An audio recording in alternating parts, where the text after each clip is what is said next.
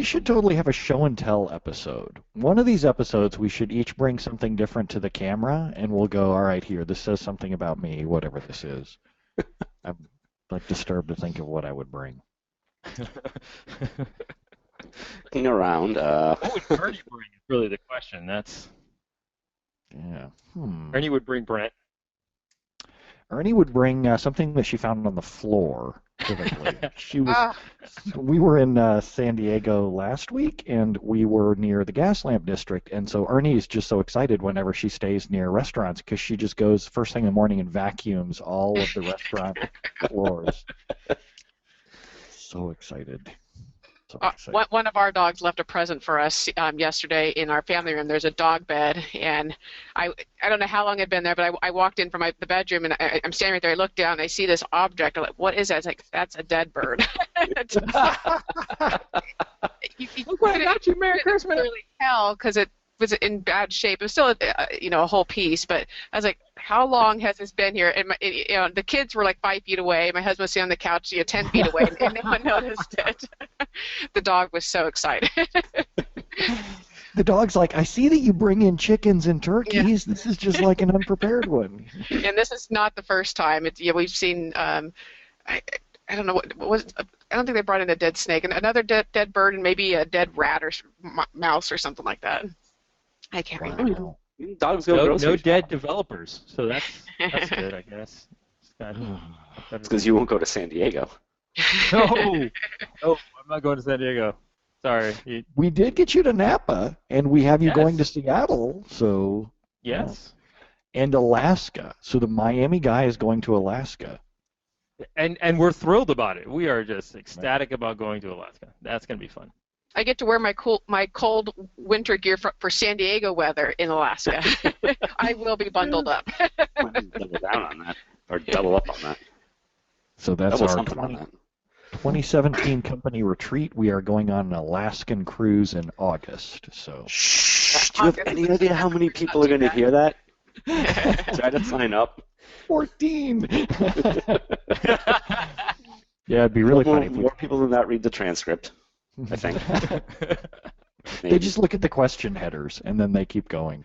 No. We won't tell them the boat name and date, because that would be really awkward if people show up. Hey, I'm here for the cruise. It's the sequel cruise, what?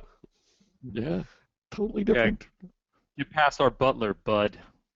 Yeah, that'll be the next. I have to get you guys radios, so as we get closer, I'll ship in radios from Amazon, but we'll get radios, set them all to the same channel, and then that way we can, radio in when someone wants to get a hold of somebody. They only go, the coverage, so the coverage for radios is only like a quarter of the boat. They're just like walkie-talkie radios, but the boat's so solid metal that you can't get radio waves through them, so just at least when you're in that quarter of the boat, you can radio. Someone come down and let me into the suite.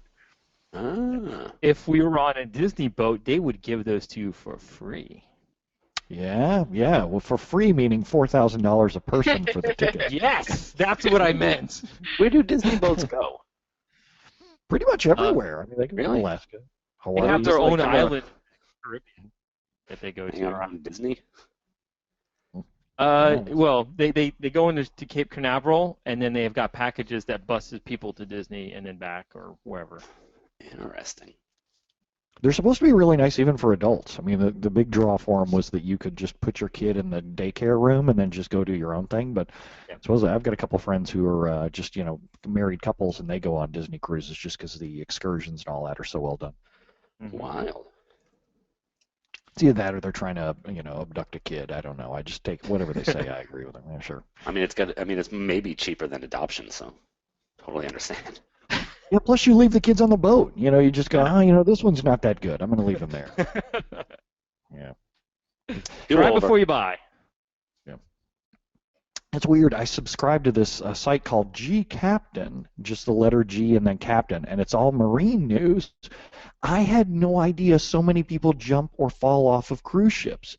Yeah. It happens like once a month. Yeah. And you're like, why isn't this on the news? Well, because it's so normal now. Just people jump off cruise ships and you can't find them, and then that's the end of it. Cruise ship deaths are just hardly even a blip. Yeah. So in related news, the company headcount will be lower when we return. You joke.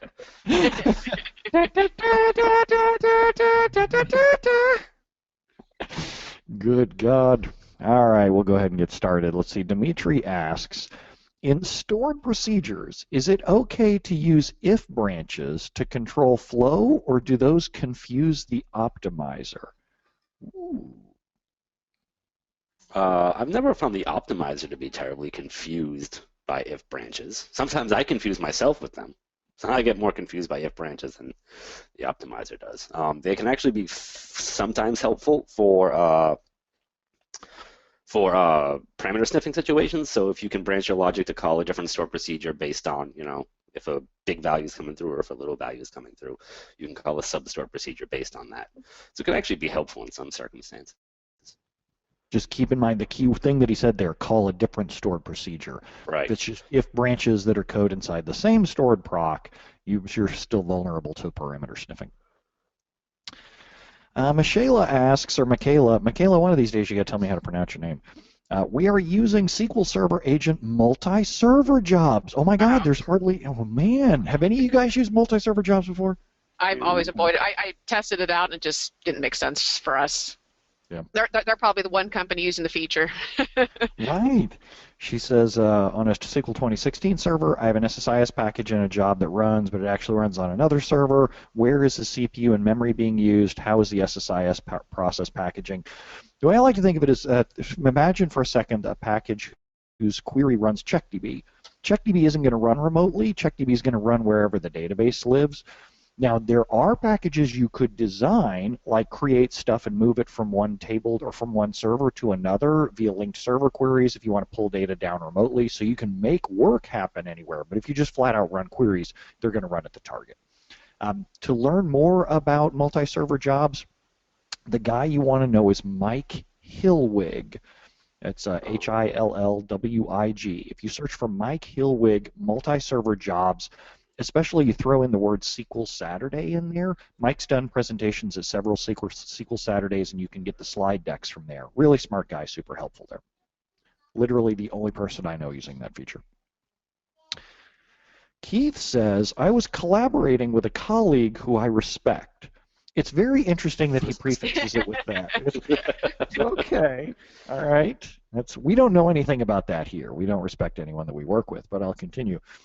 We were optimizing a large stored procedure. He said he never uses table variables when he expects more than 100 rows to be added. He uses temp tables instead. I scoffed, since the only differences I was aware of between the two were transaction participation, the ability to add indexes, and the ability to alter temp tables. So, which one of us is going to break his poor delicate heart? There's a lot of stuff going on there. Just don't use table variables. That's just my rule. When people talk about 100 rows for use a table variable over 100, or maybe it's 1,000. Some people said 1,000. Use a temp table. I've run into severe performance issues when the table variable always had one row in it. I do not use table variables, and I know that one advantage of table variables is that they survive a transaction, so you still have the data in there that you can query. Maybe you're using it for troubleshooting, but for that instance, I would use a table variable. Everything else, temp tables. Yeah, the good news is you respect him for a good reason. He does know what he's talking about. If you want to learn more about that, if you go to brentozar.com/go/tune queries, one of the Watch Brent Tune Queries section involves a table variable, and I show you some of the horrific drawbacks there. Paul asks, where can my company find a motivated junior DBA in the Chicagoland area? That's Brent, but he's coming to San Diego soon. Oh! We already had our reviews. It was last month. Shots fired! Shots fired! It wasn't so true. DBA is even a stretch. He says that all the good ones are happy and not looking for work. I'd say that's usually generally true too. Junior DBA is such a weird term too, because by the time someone's officially a junior DBA, like they hold that in their job title, guess what their next job's going to be? Yeah. It's not junior. Yeah, I'd recommend looking at the posting it to job board, maybe at the local universities, wherever the business information systems building is, or maybe even computer science, and my degree is mathematics with emphasis in computer science, so the math building too might draw some hits there. But junior DBA, it'd be difficult, and maybe look internally also. There could be a developer looking to make that move. Developer to junior DBA salary-wise might be bad, but look internally. Sometimes there's people looking to move to a different area. I'd probably just throw it on Stack. I'd probably just throw whatever job posting you have on there, because there's at least to get some eyeballs on it. You may not find the person directly from there, but I'm sure someone looking at that will be like, oh, junior DBA job. I know someone who. Yeah. So word of mouth is good for that. When I hear junior DBA, I'm like, you're willing to train. So if you're willing to train, I was really tight with the folks at my placement center at the University of Miami where I went to school, and they know the students. They know who's good. They know who's not. They'll send you resumes of the ones because they want their students placed. They'll send you the good ones, and then you just kind of go through them and you interview them, and you'll get the best and the bright, especially now, right? So January, they're ready to hire. These kids are looking for work. They've been 4 years of school. They've been told that there's no jobs out there for them. They're hungry. I would go that route if you can kind of wait till the April, kind of May time period. I actively participate in online forums, and a lot of people are wondering how can you even find a junior DBA job, and there just aren't any out there. So the fact that you guys have one is rare. So I suspect that you should be able to get some good hits. You just got to get the word out. Yeah, just don't advertise that we need someone who's already a junior DBA. That's where it's not going to work. The other thing I would do is make a list of what they have to already know that they can't learn on the job, things that they have to already know, and tailor the job description to basically say you've been doing this for a couple of years. You may be a developer, you may be a sysadmin, you may be a college person, but here's the things that you're comfortable doing. Here's the things we're going to train you on.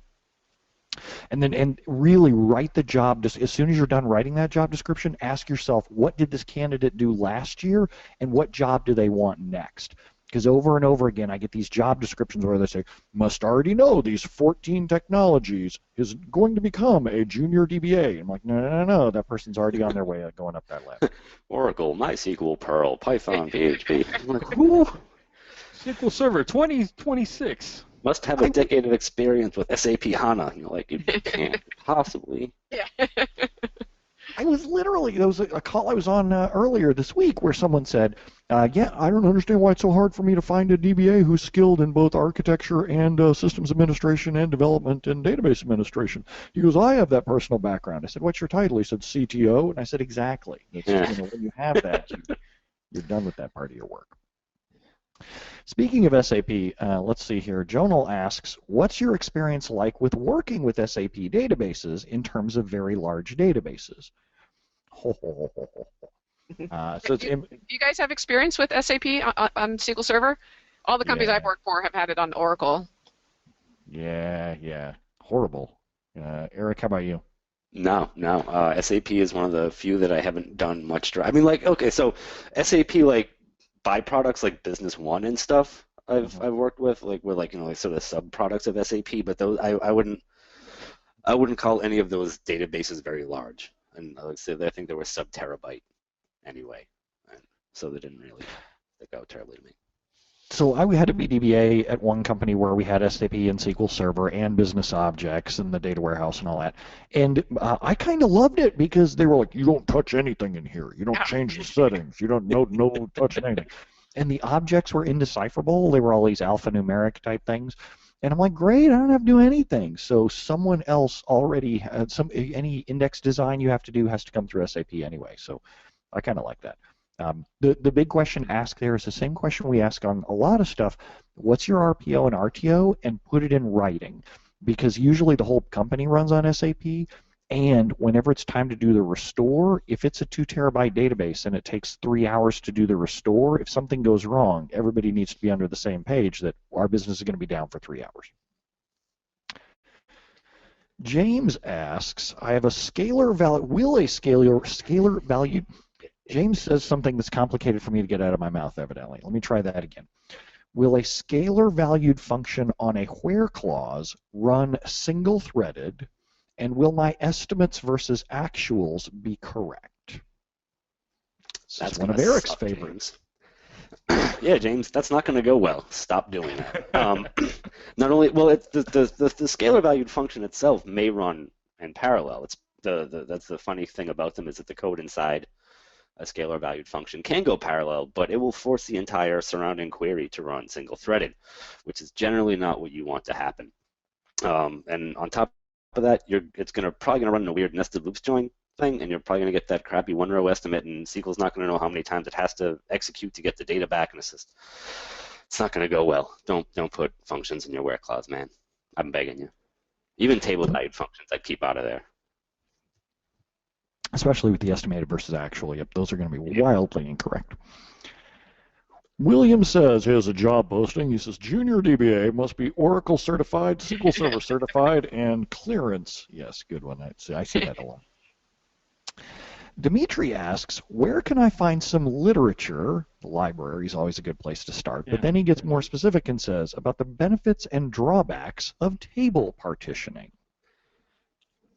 Well, I like Kendra's recent article. I know that we have some information on our website, but she covered the topic very recently on her website. But we do have a lot of information on our website too.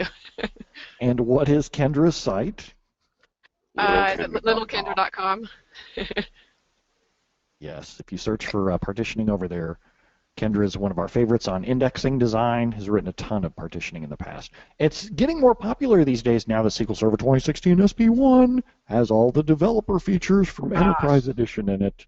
Right. I expect to see a whole lot more of those partitioning questions. You know what? There's another pretty good article written by a guy named Dan Guzman, who posts on dba.stackexchange a lot. His website is dbdelta.com, and he has a post on table partitioning best practices. It's pretty good as well if you're just looking for a sort of opening primer to things. And it's not old either. It's from 2014, so it's not ancient partitioning secrets in there. Wow, yeah, if you Google for DB Delta partitioning, he has a category on his post just on partitioning. Man, I tell you what, that's making the weekly links. That looks actually good. I win a prize. You win a prize. I win another stress ball. You get to come to work next week. Yeah. What does the loser get? Dimitri says, for a background on the partitioning, my boss wants to implement it in an OLTP environment with queries and procedures that hardly ever use anything that would be considered a partitioning key. I need to convince him that it may not be for us before we spend too much time testing it. What are you trying to achieve? I mean, one of the things why I like table partitioning is to get rid of data, or move data, quickly out of the OLTP database. I had a 7 terabyte database, and we had to make sure that we only had 6 months of data. So we would run, deletes in a loop, in batches of 10,000. But eventually, this database got so large, and the incoming data was a lot. I don't remember what it was per day, but we couldn't even keep up with the deletes. And not only that, the Ghost cleanup record process was so far behind. So we ended up implementing table partitioning, and we could get rid of the data in a few milliseconds, as long as it could get the schema lock. Sometimes it couldn't, and it would take the job would take several hours. But once it finally could get that lock, it just got rid of the data. A sort of cheaper from a technical and from a managerial point of view, points of view, would be just to use indexed views or partition views instead of actual table partitioning. You get a lot of the same benefits without the sort of craziness of partitioning keys and begging the optimizer for partition elimination and stuff like that. He has a follow-up comment that the goal is to improve performance, and that's exactly what Kendra talks about in her blog post from a few months ago. So I would take a look at that. It has a video. Yeah. Partitioning is not a performance feature. Yeah. No. And if folks, feel free to get your questions in now. We go through first come, first serve, so we're running out of questions here for today, which is fine too. We can just sit around and talk about our favorite things about partitioning. That was the feature I was most excited about when SQL Server 2005 came out. I was in the middle of doing a data warehouse, and then I'm like, whoa, why isn't this making anything faster?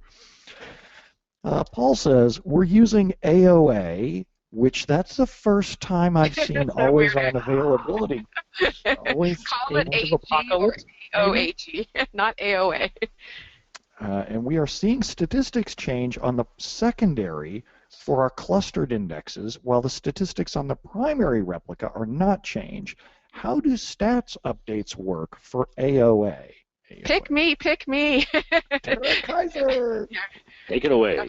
A lot of AG experience. I cover this in a topic that we had at our pre-con. You get temporary statistics on your secondary servers. You do get the same statistics from your tables, but you're also getting temporary statistics because the databases are marked read-only. Microsoft couldn't update statistics in that database. Your query patterns are different on your OLTP database and on your secondary, so it may need different statistics. So Microsoft invented the temporary statistics, and those are in TempDB. And you can't update those. Microsoft SQL Server isn't in control of your statistics on the secondary, so you can't update those or create them. I love it. It's because you can have queries that are slow on two different replicas for two different reasons. Yeah, that's true. Yeah. MM says, you may have just given me a hint by your answer about the CTO, but I'm curious about your perspective on a large corporation that has a DBA being the all-encompassing server person, setting up all file transfers, SFTP, Active Directory, third-party software, drivers, firewall, server security, all general admin for more than 20 servers. If it's a large company, why is it just a single all-encompassing server person? Usually in large corporations, everything's very divided out. You have your DBAs, your sysadmins, your SAN people, not just one person that handles everything. Yeah, that sucks. There's no way one person is that good at everything that they could be a general admin. Well, you suck at everything. You only spend 2-3 hours a week per platform or application. You're not going to grow at that. You're not going to get better. No, and if there's a big problem with one of them, that's all you're doing. Yeah. And yesterday, I set up a database with all this trims and bells and whistles and everything, and it took me 10 minutes. And I know nothing about all that stuff. Yes. I am the cloud! We're going to be dealing with the aftermath for the next 10 years. Yep. Cloud fixes everything. We are probably the poster child for the cloud in that we have no sysadmin. None of us want to be admins. We all want to cash out at 5 p.m. and really 2 p.m. is really when we want to cash out. Whenever happy hour starts. Well, 2 p.m. West Coast time. Well, when the mimosas wear off, but before the bloody tequila is available. Let's see next. Clinton asks, what do you guys recommend to track users that are making changes in your SQL Server environment? So what kind of changes? Yeah, what kind of changes? Exactly. Yeah, there's different kind of changes. It's like adding tables, columns, indexes, stuff like that, and then there's changing data, and they kind of get different answers. And if it's due to changing data, and you don't want them changing data, don't give them that access. Have them change the data through store procedures that have been tested. That way they can't do any type of rogue queries. And you could add in some logging in those store procedures. And if they get the business on their side and the business says, no, trust me, they need to change the data whenever they want, then it's not your problem. Then you just got to let it go and go. When the business comes, you go, who made these changes? I don't know. You told me anyone could make them. I got to let them make them. Big fan of Columbo. Michaela says, for TempDB, should I set AutoGrow on or not? It depends. I think Brent has a different opinion than, say, maybe Erik or me. I'm not sure. I bet we have the same. The same. But I mean, when you in the install doc, you recommend going ahead and growing out TempDB to whatever that mount point or drive has for storage. I would want it to be 20% less than that, due to monitoring tools, alerts. But I go ahead and just, go ahead and grow it to what it needs to be, and then I like to monitor what the growth is, and make sure that we're using the larger size, for reboots that occur. But I like to be notified. I want to know if the TempDB is filling up, and allow it to auto-grow, so that extra 20% due to my alerts, let that to auto-grow, and hopefully I can get the alert in time to possibly add storage. Let's see. Jonelle asks a controversial question. Which SQL monitoring tool would you guys recommend? I've seen SQL Sentry and SolarWinds at the last pass, and I'm torn to go which one to go with. What do you recommend we look for when we're choosing a tool? Whatever you can read and use, whatever you'll come back to and actually use is what I would recommend. If if you open up a tool and you are nothing but confused and it's not giving you the information that you want, and you just, it's a hassle for you every time you do it, and it's just not it's just not giving you the information you need to solve problems, or see if there are any problems that you can root out, then it's just not the monitoring tool for you. Back when I had the old real job, I used, well, it was SQL Sentry back then, but it's Sentry 1 now. They had a perfectly good monitoring tool. They had great reports. I liked it. When you there was a bar graph, and when you saw little spikes and hiccups and stuff, you could highlight it and it would jump to whatever SQL was running at the time. So there's some really nice features in there. That's the one that I'm personally most comfortable with, and that I would probably recommend. But everyone else probably has their own sort of spread of experiences. Tara, which one did you use the most? So my last job was using SQL Sentry's Performance Advisor, and then we were in the job before that we were going to purchase licenses for all of our 100 servers to use it there. We had been a Quest user, but we kept having issues with Quest, the performance analysis tool, just on some servers, and these are very complex environments.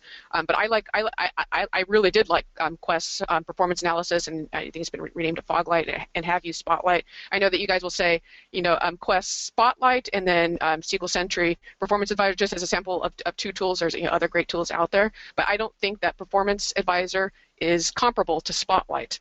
Performance Advisor to me is comparable to the Foglight tool instead. The performance analysis, whatever they're naming it these days. But I like both tools. I have not used the Idera Diagnostics Manager. I've seen we've had people fly in, from the salespeople fly in and show it to us. Look great, just isn't what we went with. As far as SolarWinds, I was doing a proof of concept on that product 2 jobs ago, and it just did not have the features that I needed. Unfortunately, at that job, we had to support SQL Server 2005 all the way up to the newest versions, and it did not support 2005. That was a strike against it right away, but it also didn't have the performance monitoring tools or the features that I needed out of a performance monitoring tool. But this was about 3 years ago, and so things could have changed since then. I know that they still aren't supporting 2005, of course, but maybe the features are more comparable to these other tools. Yeah, if you want to read more about it, search for Erik Darling Monitoring Tool, and he's got a blog post on it that talks about it too. Bert asks, thoughts on entity framework? So Richie, I'll call on you for this one. Yo no sé. Oy. No. No tú no sabes. I like Entity Framework. I like ORMs. I like any tools that make development easier. But just like any tool, you have to understand how it uses it and then how it uses SQL Server. That's where most development projects get into problems, where DBAs take a look at the code and say, what the heck's going on? And it's because the developers don't understand how the queries are being built, so they just kind of throw whatever works into into their query on the dev side, and what comes out to SQL Server is total trash and total garbage. There's really no thought on how any of that stuff works. So I suggest go to Julie Lehrman's site, and she's got a couple books. She's got some Pluralsight courses on how Entity Framework works. That will give you a great comprehensive idea of how you should be architecting your application with Entity Framework so everything is working correctly. But I like it. These guys probably don't. I love it. I'm a huge Entity Framework fan and I know that's not trendy, and I know a couple of people have typed in, the listeners, people say, oh, it made me throw up my mouth. Here's the deal. Do you like getting paid? I like getting paid, and we only get paid if the developers ship features, if they can ship things that customers want to use. Is the code perfect? No, but it's not solved by simply saying you have to write everything in T-SQL, because it's not like they're suddenly going to write amazing T-SQL without training either. The root cause on that is usually just a training issue that people don't know how to use the tool that they're using. So DBAs are, you should write everything in a stored procedure so that I can police it. Dude, you're already overworked. You're working like 60 hours a week trying to keep the plane in the air. I'm a huge fan of stored procedures too, but you can't code everything by hand. Everything should be done in assembler.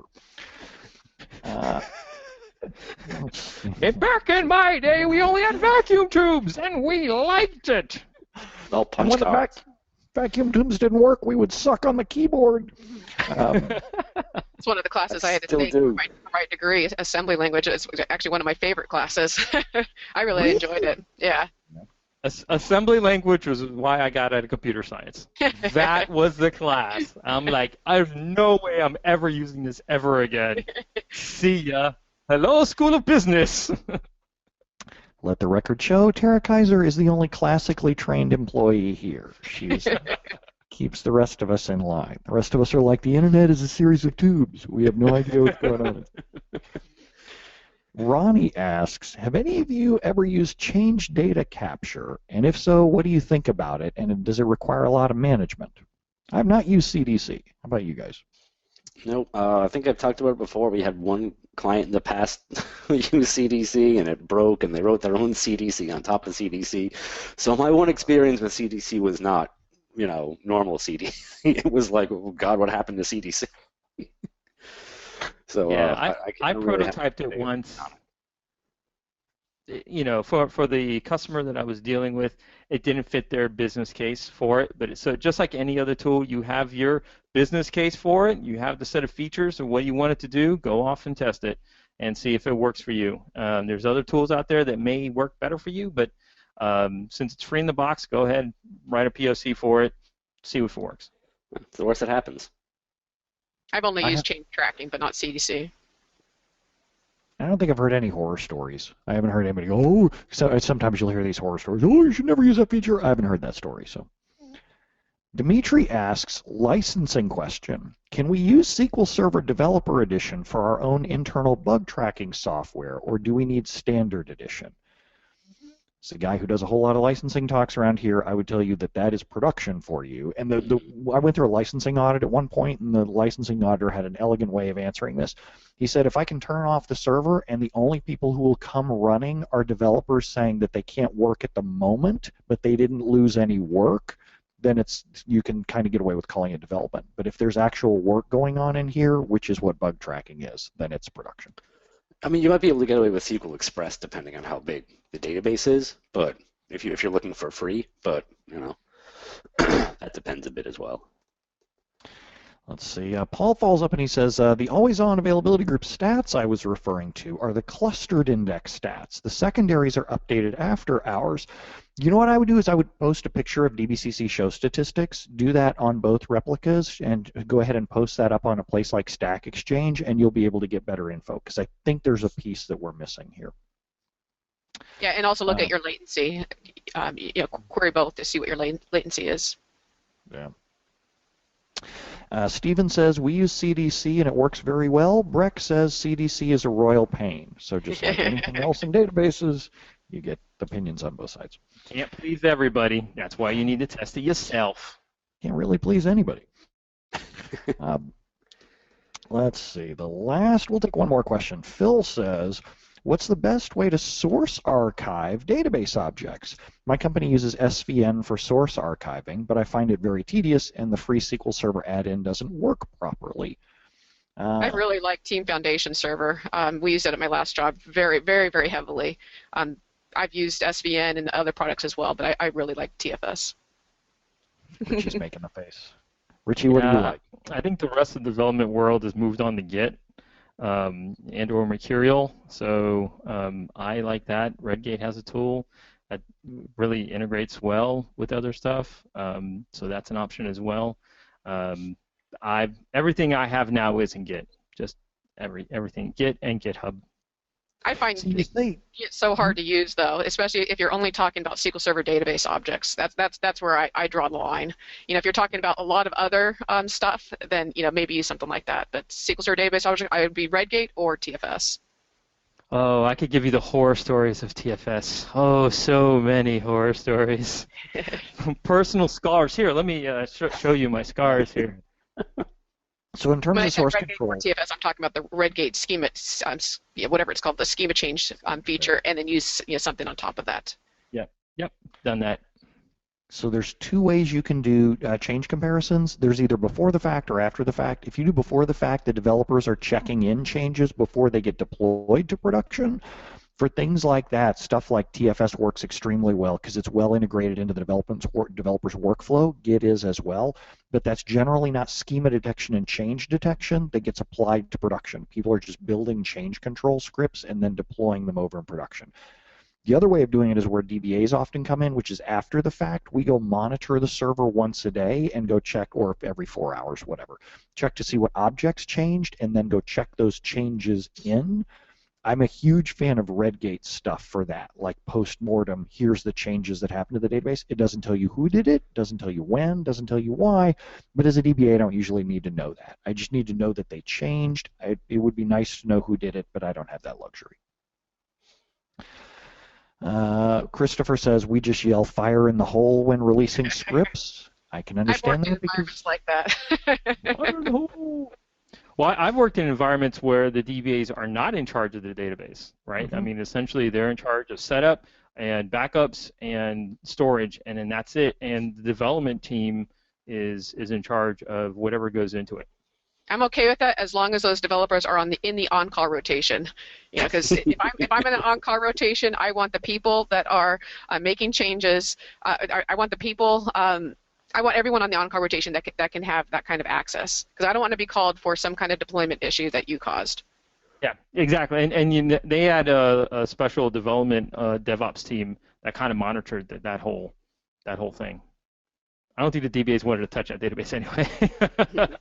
And there's a different experience here from, like, Tara's coming from the background of working with a replication and replicated databases, where if you make schema changes, you can be in deep trouble if you do some of those changes. All right, well, thanks everybody for coming and hanging out with us. Bert King says Happy New Year. Happy New Year to y'all too, and we will see you next week. Adios, folks. Bye.